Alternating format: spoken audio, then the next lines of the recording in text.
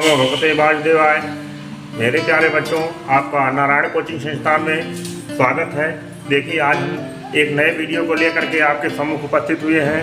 इसके पहले समास में हम अव्ययीभाव समास पढ़ा चुके हैं। समास में दूसरा समास कर्मधारय है। आज हम कर्मधारय के विषय में पूर्ण विवरण देंगे, द्वित्व समास के विषय में बताएंगे, परिभाषा उदाहरण सहित स्पष्टीकरण बहुत अच्छे से करेंगे। पूरा वीडियो देखिए, तभी आपको लाभ मिल सकता है। बात करते हैं, चलिए देखिए कर्मधारय समास। कर्मधारय समास जो होता है, इसका जो परिभाषा है, इसमें विशेषण विशेष संबंध जब स्थापित होता है तो वहाँ पर कर्मधारय समास हो जाता है। यहाँ 2-3 चीज़ें देखना आवश्यक हो जाता है। देखिए, कोई भी समास होगा उसमें 2 पद होते हैं। एक पूर्व पद होता है, एक उत्तर पद होता है। पूर्व पद और उत्तर पद अर्थात 2 शब्दों से मिलकर के तब समस्त पद का निर्माण होता है। तो जो पहला पद होता है कर्मधारय में अप्रधान हो जाता है और दूसरा पद प्रधान हो जाता है। पहला पद विशेषण या उपमान होता है, दूसरा शब्द विशेष या उपमेय होता है। अब यहाँ थोड़ा सा आपको जानने की आवश्यकता होती है, क्योंकि विशेषण और विशेष 2 शब्द इसमें आए हैं। इसका जानकारी अति आवश्यक है। अगर नहीं जानकारी है तो आप इसको जान नहीं सकते हैं। तो पहले समझिए विशेषण क्या है और विशेष क्या है। जो भी शब्द संज्ञा का प्रयोग किया जाता है वो विशेषण हो जाता है, और संज्ञा की जो विशेषता बताता है वो विशेषण हो जाता है। जैसे सीता सुंदर है, तो सीता जो है संज्ञा है, इसलिए विशेष हो गया।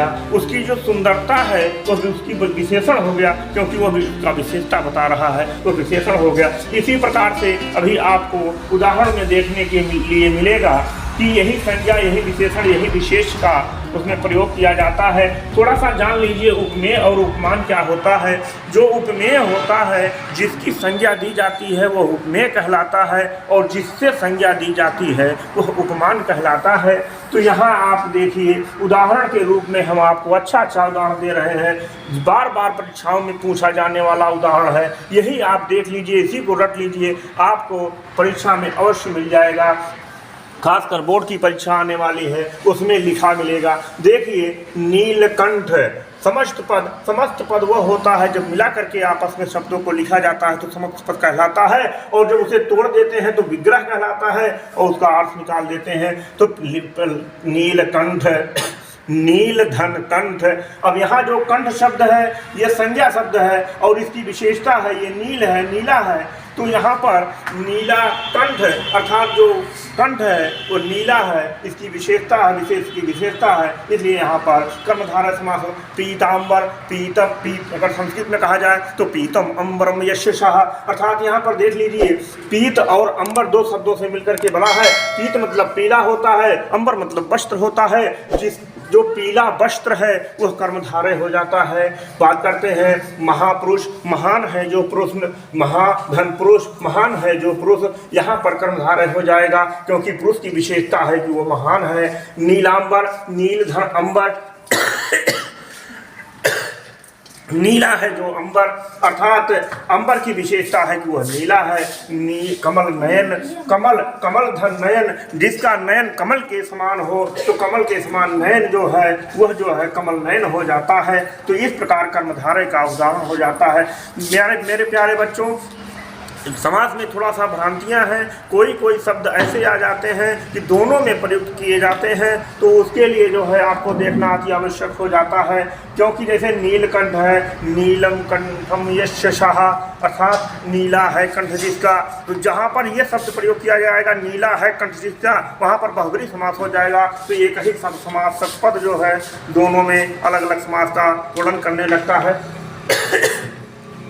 देखिए, वीडियो अच्छा लगे तो लाइक, सब्सक्राइब और ज़्यादा से ज़्यादा शेयर करते रहिए, जिससे कि सभी बच्चों को इसका लाभ मिल सके। देखिए, बात करते हैं अगले समास की, द्वित्व समास।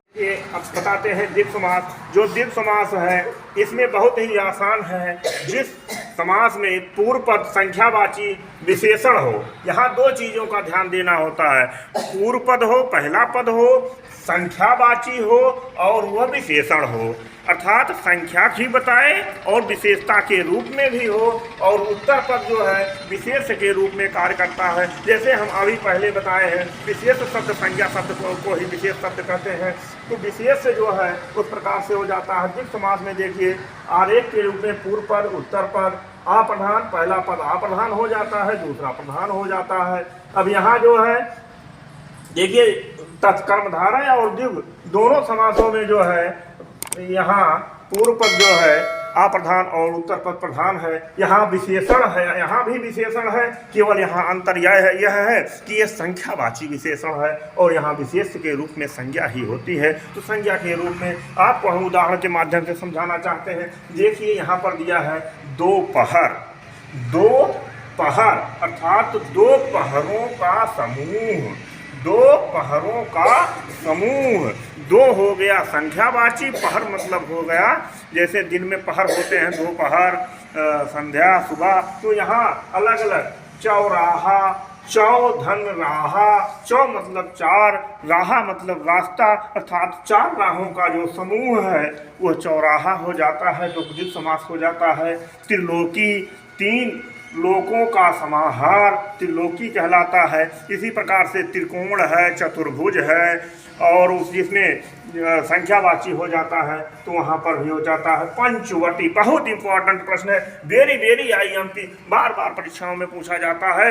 पंचवटी किसे कह, पंचवटी में कौन सा समास है, तो पंचवटी में द्विगु समास हो जाता है, क्योंकि वट मतलब वृक्ष होता है और पंच मतलब पांच होता है। पांच वृक्षों का जो समूह है वही पंचवटी कहलाता है।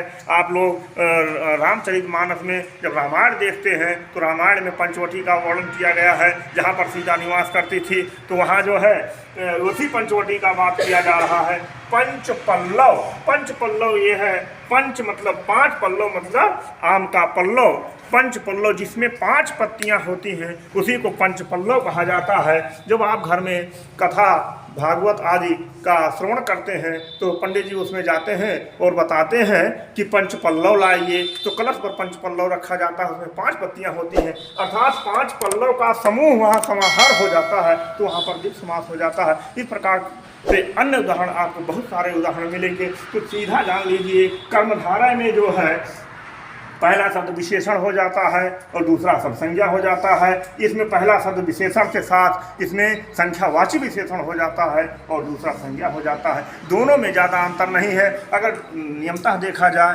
तो ये जो है दोनों कर्मधारय तत्पुरुष समास के ही उपभेद माने गए हैं। तो कर्मधारय का उपभेद जो है हो जाता है, तत्पुरुष का उपभेद कर्मधारय, कर्मधारय का उपभेद द्विगु समास हो जाता है। इस प्रकार से आपको दोनों मिलेंगे, कुछ समास में संख्या 4 हो जाती है। हमको प्रतीत हो रहा है कि आप लोग समझ में आ गया हो, नहीं आएगा तो एक बार पुनः रिवीजन कर लीजिएगा, पुनः वीडियो को देख लीजिएगा, स्क्रीनशॉट ले लीजिएगा, जिससे कि पूर्णतः समझ में आ जाए। और इस प्रकार से चैनल सब्सक्राइब करिए, बार बार आपको अच्छे वीडियो मिलते रहेंगे। बहुत बहुत धन्यवाद। क्योंकि कभी भी जब हम परिश्रम करते हैं तभी हमको सफलता मिलती है। कृत कृत अभ्यास ते जड़िमति होत सुजान, रसरी यावत जाते पर प्रतिधान, ऐसा कहा गया है। तो जब पत्थर पर लकीर पड़ सकती है तो हमारे जीवन में हम क्यों किसी सफलता से वंचित रह सकते हैं। कठिन परिश्रम की आवश्यकता होती है। आप लोग कठिन परिश्रम कीजिए और वीडियो को लाइक सब्सक्राइब कीजिए। बहुत बहुत धन्यवाद।